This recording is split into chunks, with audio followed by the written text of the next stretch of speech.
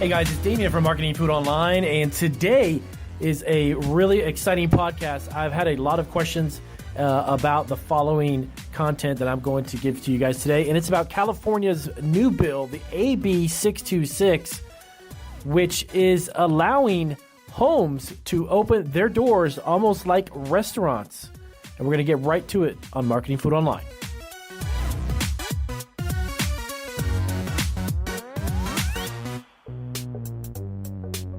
All right, guys. So I've had a lot of requests and questions and a little bit of confusion mixed in with it as well about what exactly is AB626 and what does it allow home businesses, home food businesses, food entrepreneurs to really do in their homes, and what can they make and what can't they make, and is it even a law that's actually going to benefit food entrepreneurs? So here's a little bit of a rundown of what it is. It's considered a micro enterprise home kitchen operation. That's kind of a long title for this type of a business, but it's basically a home-based restaurant in a sense. And the state of California has the bill passed. It was initially started in January 1st of this year. It was passed back in September. Actually, I believe the date was the 18th, September 18th, 2018, if I'm not mistaken. And there's a lot of people who are looking towards this as what they may call kind of a new endeavor, a new direction for home-based food businesses, giving almost pretty much a green light to open a restaurant in a sense from your home. So what I'm going to do in this podcast, I'm going to cover and go over a handful of bits of information about what it is, and then the gist of some of the drawbacks to it, plus also some of the benefits. And then I'm going to leave a link in the description down below that'll take you to some official website pages that will be a little more descriptive. I don't want to necessarily spend 2 hours talking about that here in the podcast, but I just wanted to answer a few questions that I received from some subscribers and kind of figure out exactly what it is that this bill will allow you to do and what opportunities it opens up the doors for. Okay, so here's the thing. The state of California has started the bill. They've initiated the bill. It goes into effect January 1st, which, of course, we already have passed that date. Now, there's quite a few things that kind of may hold this up from allowing you to partake in the bill. And what I mean by that is it's going to be up to local municipalities to create ordinances that allow this law to go into effect locally, okay? The state can create a bill, okay? But local city and counties have to create ordinances in order for this to be effective where you live specifically, okay? So I know it's a little bit confusing. You're kind of thinking, why in the world would the state of California create a bill, and then the cities and counties have to create additional ordinances to allow the bill to be effective? Well, there's some good reasons and bad reasons for them to do this, okay? So you got to understand from the county and city's perspective that there's a lot that goes on to initializing and initiating these new laws on a local level. Whether it might be a health department inspection, if you've got a community where there's 1,000 new businesses that are selling from their homes, and if they happen to have ordinances that make it effective that the health department and or the Department of Agriculture has to come in and inspect it, you have to understand that they have to hire new inspectors. They got to train them. There's a lot that when they roll out these laws that potentially, I'm not saying that is, but that's just one aspect that the county and city would have to come up with and figure out, who's going to be monitoring this and how do we monitor it. If it is in need of monitoring, they have to have the staff to do it. So here is a handful of items to be aware of, okay? Some of the quote-unquote catches, I guess you can say, the catches to this law. So number one, you need to live in a county or city that creates the ordinance, as I just spoke about, okay? So you have to actually be in that county or city. You have to have your domain, your residency there.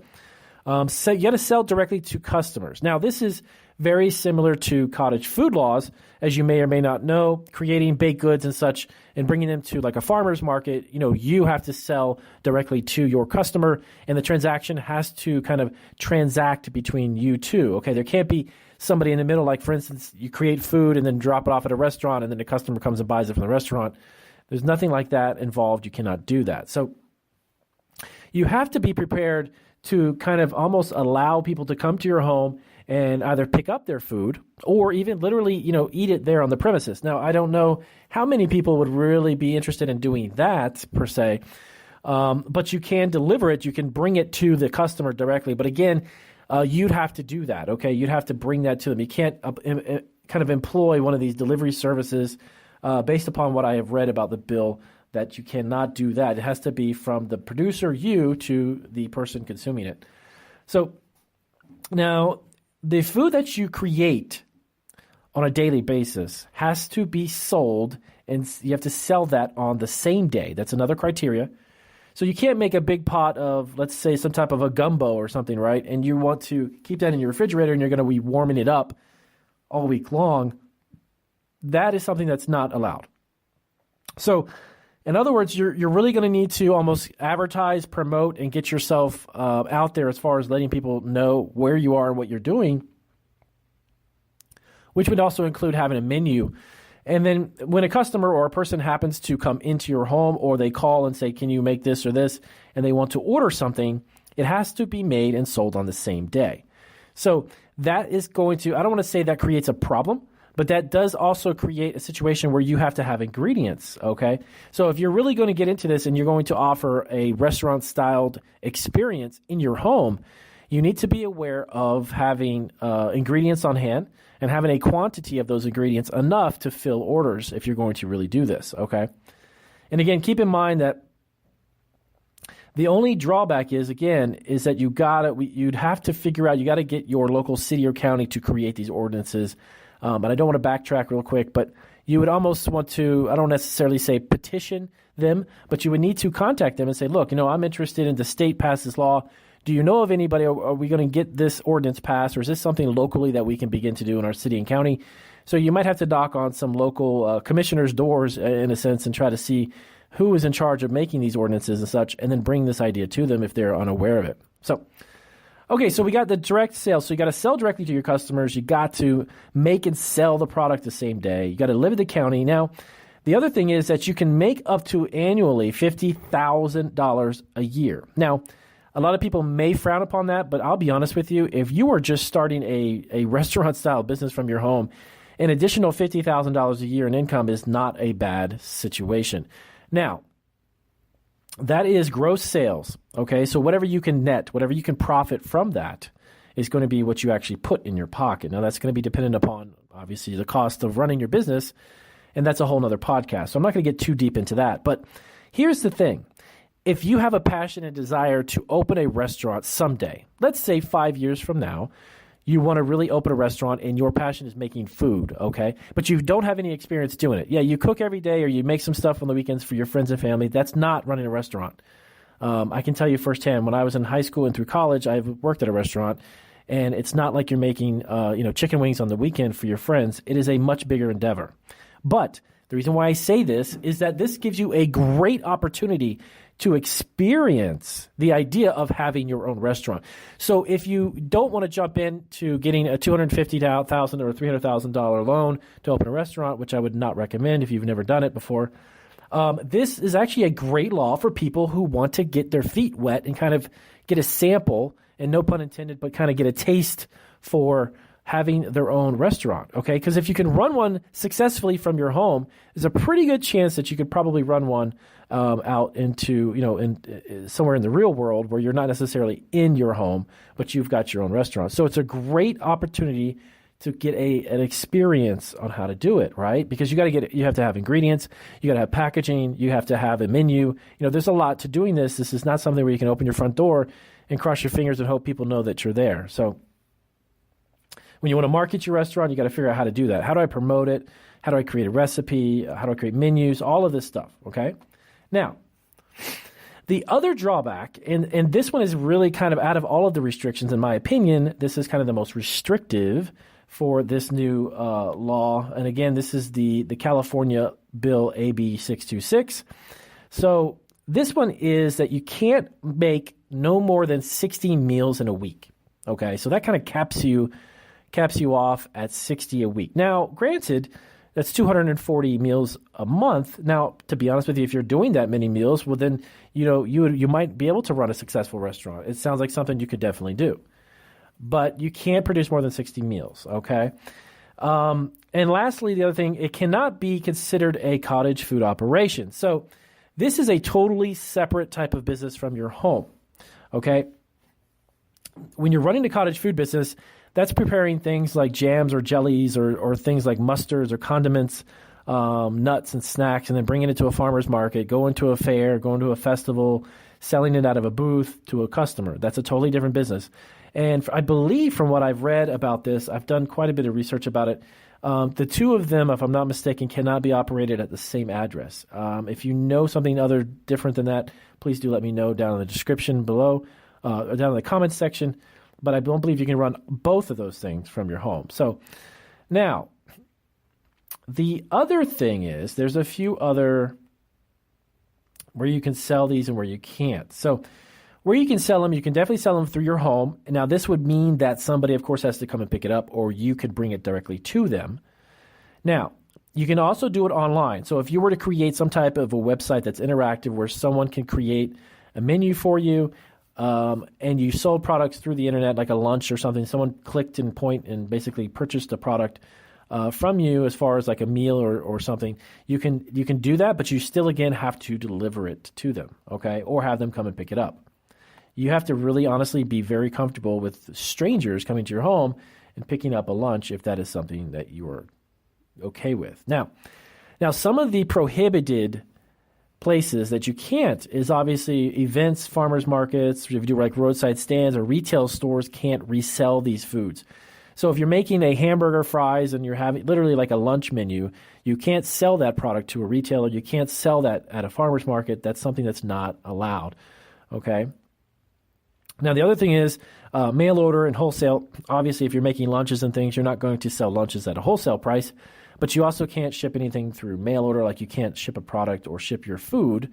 If you're making a steak and potatoes, obviously you don't ship that, but you can't do that anyway. So, and the other thing that was interesting is if you're taking advantage of this specific law, you cannot operate a catering business from your home in that sense. So you can't prepare a whole bunch of foods from your home and then bring it to an event and say, you know what, I'm utilizing that bill AB626. That's not exactly what the bill is about. You can't do that. So now the types of foods that are allowed, the list is quite extensive. And again, I'll have resources for much more in-depth information. I don't want to take up 2 hours of time here, but I'm going to give you a handful of things that you can do. Breads, cookies and rolls, tortillas and scones, donuts and cakes, pizzelles, sweetbreads and things are allowed. Also, keep in mind, really quick, kind of a side note, keep in mind, the delivery must be made within a certain period of time and what they kind of call a safe period. Because the thing is, when you're working with meats and such, or even any type of steak or something to that effect, it's time and temperature sensitive. So you have to be aware of that. So delivery may only be made by you or your employee or a family member of the household. So keep in mind that if you wanted to have an employee, and I believe you're allowed to have one full-time employee, but you can have family members assist you. They have to be someone who lives at the residency, not somebody who just a friend that comes over and wants to do deliveries. So it has to be someone there who can make deliveries as well. Again, there's a lot of stipulations. There's a lot of little things that are part of this law, and it's going to really be up to, hopefully, if you guys are listening to this, you have to kind of petition, in a sense, go to your local county and zoning, planning, and such departments, and let them know, look, I'm really interested in this law. Can we get something going in our county? So keep that in mind. So let's see. Let's check out the next couple of things that you would have to do. So the great thing is that you can really make almost anything with this business as far as the types of foods, but you must prepare and serve it on the same day, like I mentioned before. The law is mostly for people who are operating a food service establishment for meals. So these are really full-blown lunch meals and such that you're making, or dinner, whatever it may be. And that's really the goal. That's the aim of this bill, okay? Now I'm just double-checking some of my notes here. Okay, so the other thing I wanted to mention is, of course, the limitation, like I mentioned, about the 30 meals. Now, the type of, you cannot have as many employees as you want. Usually the state will have some specific information about how many you can have, how many full-timers or part-timers you may have. So keep that in mind. You can't just bring on board, 20 people in your house to be cooking meals. That's something that I would highly doubt that amount of people can assist you with. Now, working from home creates a few issues. If you happen to have pets, obviously, animals and pets, dogs, cats, and birds and things, they cannot be in the kitchen, or even I would not even allow them near the kitchen, because you don't want any type of issues with dog hairs or something to that effect coming into food when you're trying to prepare it. So if you do have pets, but you're really interested in doing this, you may want to think about some special designated place in your home far enough away from your kitchen that this won't become an issue. Now, so the other thing you want to keep in mind is that once you have one of these restaurants set up at your house, you have to use what's known as your primary residency, okay? So what I mean by that is that this has to be the home that you specifically live in. It can't be 10 or 15 houses down the street with your friend or your buddy where you're just preparing food there and then bringing it to your own home. Obviously, that doesn't make sense, but that's something you can't do. So you want to keep in mind that you have to use what's known as your primary residency. So a few other things that you may want to keep in mind. So the permits, business permits. Now, the business permit in some counties is different than the type of state permit that you want to apply for. When you have each county's health department will have its own permit or process. So you need to be in mind all types of food products you're willing to handle needs to be made aware to them. They need to know what you're making.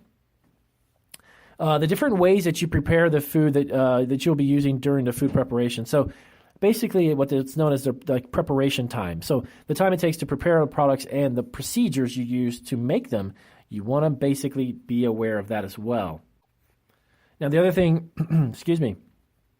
that the health departments will probably want to know, and normally this is a kind of a normal procedure, is also how are you cleaning and disposing of certain types of equipment? How are you cleaning those pieces of equipment that you're using for your restaurant cooking? They'll need to know about that. How do you plan on, during delivery or pickup, once your food is prepared, how are you maintaining that proper food temperature too? So that's something that needs to be spelled out. And more or less, the health departments will want to know basically that you understand the process, okay? So if you've got an understanding of the temperatures of how the food will be kept, because they don't want it to fall below any temperatures where bacteria could potentially form or become something hazardous, they're going to want to know, how are you, hey, Damien, how are you keeping these foods at certain temperatures? You'll need to let them know as well. The other thing is that many of the homes, this is kind of a normal thing also through cottage food business, but I would definitely be sure that this would happen, is that you need to have a home inspection. Normally the health department will determine if your home meets the requirements for this law. There may be certain types of maybe equipment, maybe there's certain types of how your kitchen's laid out or how it's arranged that may either limit you or hinder the idea, and they could give you some ideas about making improvements to allow this law to be used at your residency, okay? Because not every single scenario or kitchen will get a check off and then get the thumbs up to do it. There may be a few things that you may have to do, so keep that in mind as well. Now, the other thing is that there are food safety certification exams, and that's something that as a food business owner, to be honest with you, everybody should have it anyways. And you'll be required to take one of those. And normally those are not very expensive, and they don't take very long to take. But it's basically about letting you know that you have certain ways to handle food, you have certain ways to handle certain things at certain temperatures, cleaning, and that type of thing. And lastly, what I'm going to do is I'm going to cover just a few more essential things that you need to know about the facility. Now, normally when you talk like a commercial facility or commercial kitchen has tons of different equipment and a lot of other types of required equipment that must be in place in order for it to be considered a commercial kitchen. You will actually be exempt from those, and many of the other standards that are normally put on commercial kitchens are something that won't apply to your residency. But they do have quite a few things that you need to be aware of and that you'll have to follow in order for this to work for you, okay?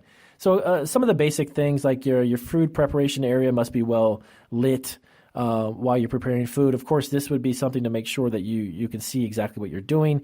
In case something like hair falls into food or something, you're aware of that because of the lighting.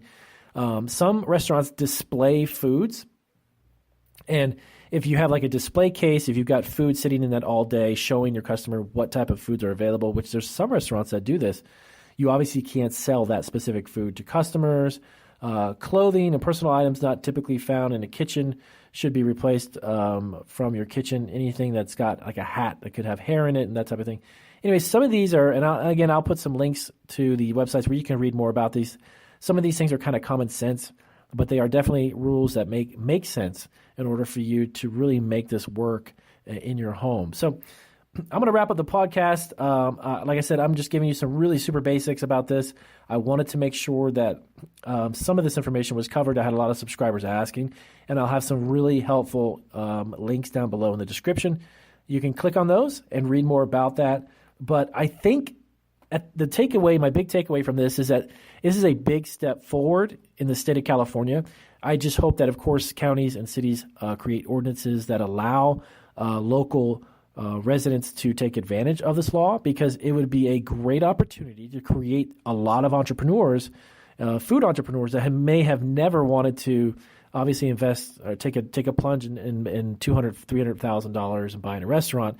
Try it out at home, see if it fits, if it's what you want to do. It's going to give you a great opportunity to do that. And I think that's the greatest idea, the biggest takeaway from this entire law. Even though there's restrictions, even though there's a lot of hoops to jump through, this is an opportunity for you to experience owning a restaurant. And if that's your passion, then if it's successful at home, I would highly doubt you would have any failures in the real world by opening a restaurant. I think you'd be really successful because you've got some experience.